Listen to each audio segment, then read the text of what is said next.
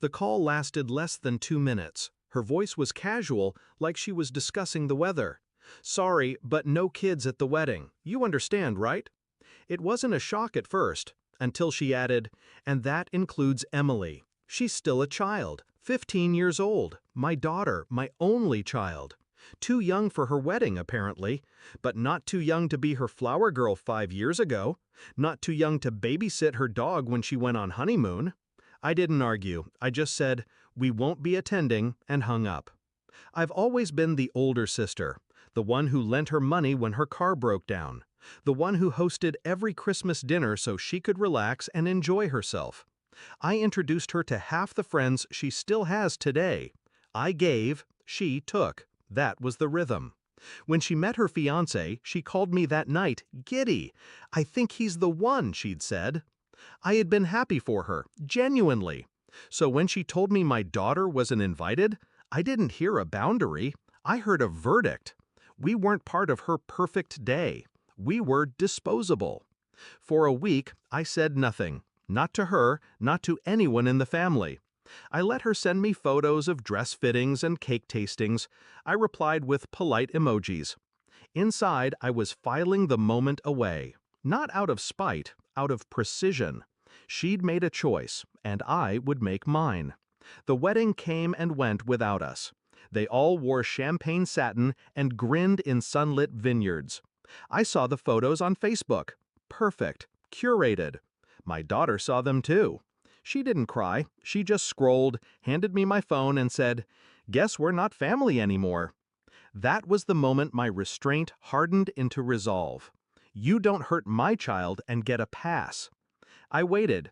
Patience is a skill I've honed over years of family politics. And Christmas was coming. For 15 years, Christmas had been at my house, my kitchen, my food, my tree. I handled the hosting, the decor, the endless dishes. My sister loved it. She only had to show up. This year, I made one quiet change. In early November, I sent out invitations, not for Christmas dinner, but for Christmas Eve brunch. I booked it at a beautiful private dining room at the nicest hotel in the city. No kids' table, no overnight stays. Everyone RSVP'd yes. My sister was ecstatic. "Finally, you won't have to cook," she said. I smiled. What she didn't know was that I'd already called the hotel manager.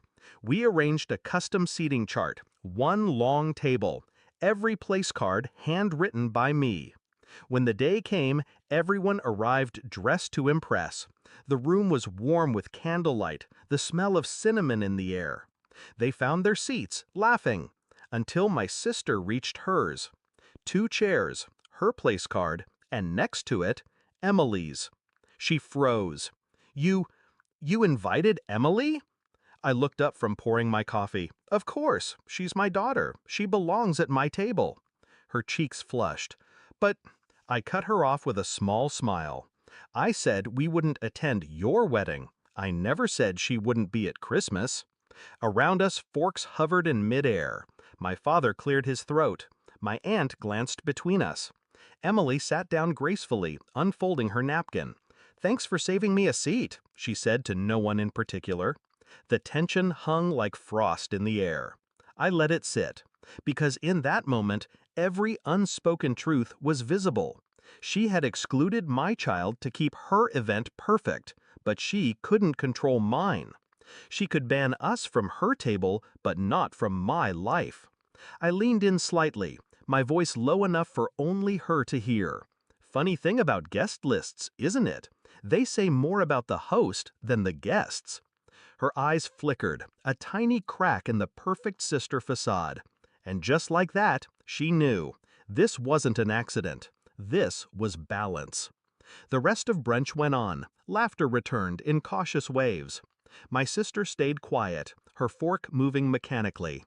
Emily chatted with my father, complimenting the food. I sipped my coffee and let the morning unfold exactly as I had planned. By the time we left, the message had been delivered. No shouting, no scenes.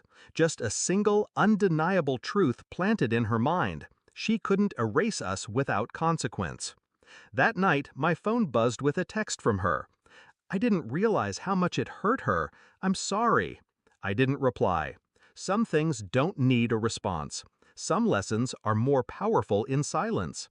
People think revenge is loud, dramatic, but the most effective kind is quiet. You don't burn bridges, you just reroute the road, so they have to walk a little further to reach you. And as I tucked Emily into bed that night, I realized something. It wasn't about punishing my sister anymore. It was about showing my daughter that we don't beg for seats at someone else's table. We build our own.